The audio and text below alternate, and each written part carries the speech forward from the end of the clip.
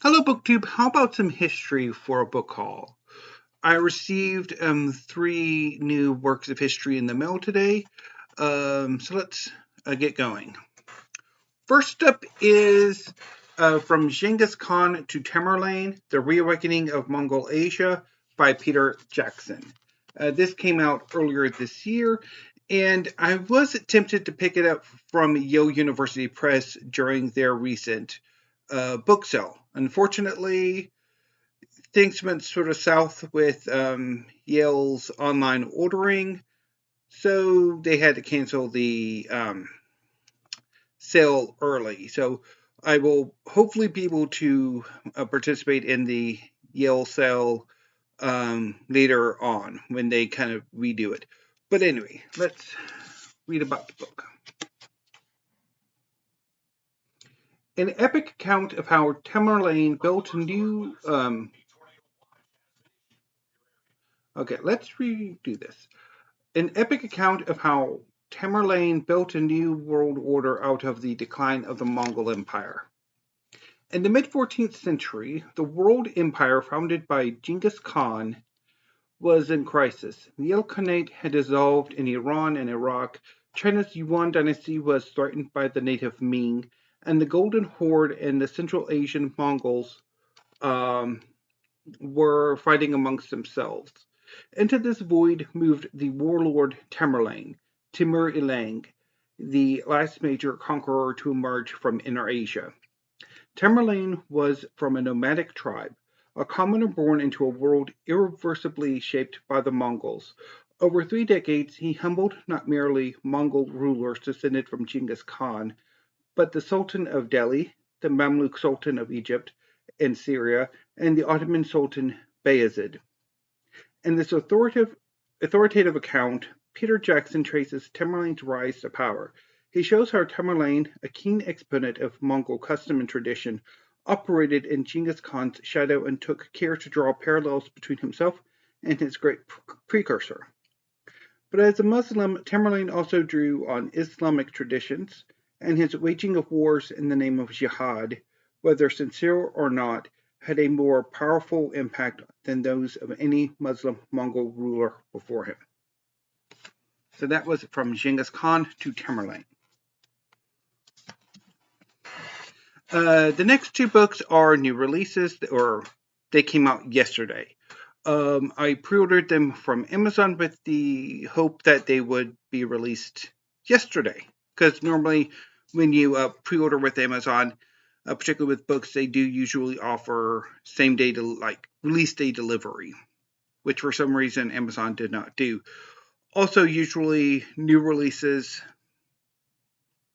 are delivered by UPS, which again, it was not done. It was these two were the next two books were delivered by the post office, as was From Genghis Khan to Tamerlane. But first, to get on to this, first up is the Cleopatras, The Forgotten Queens of Egypt by Lloyd Llewelyn-Jones. I have a sweet tooth for I've developed an interest in the Mongols, so that's why I picked up From Genghis Khan to Tamerlane, and I have a sweet spot for the Ptolemies, which is why I picked this up. Okay.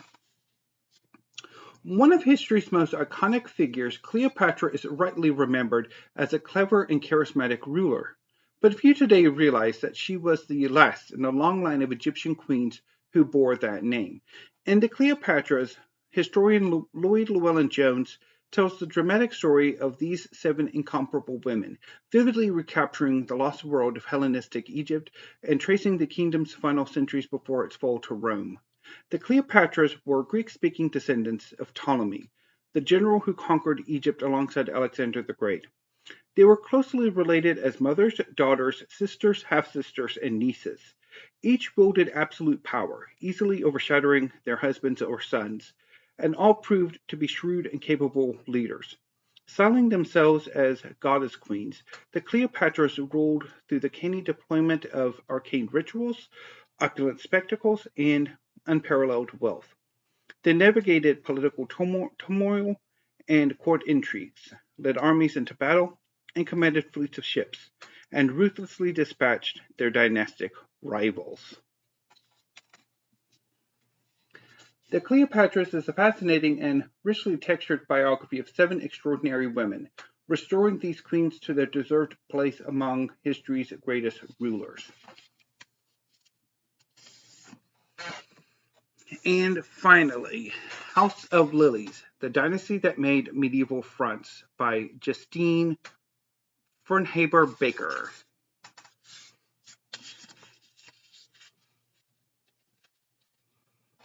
In House of Lilies, historian Justine Firnhaber-Baker tells the epic story of the Capetian dynasty of medieval France, showing how their ideas about power, religion, and identity continued to shape European society and politics today.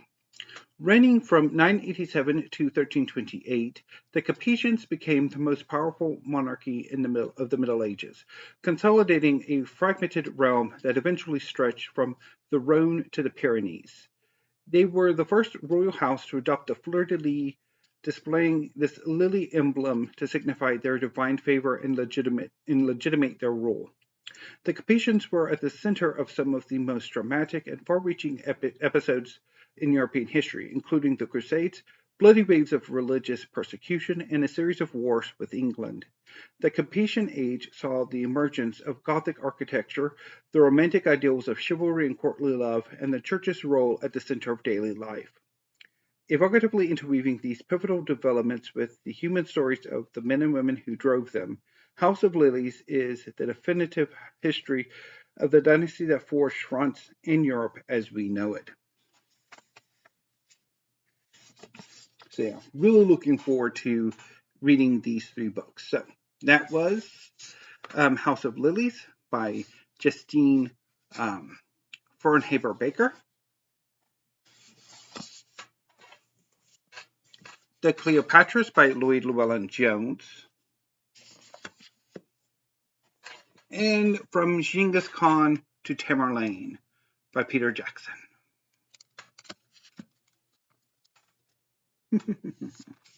So very happy with this haul. So anyway, BookTube, until I see you next time, thank you, have a great afternoon, and stay safe.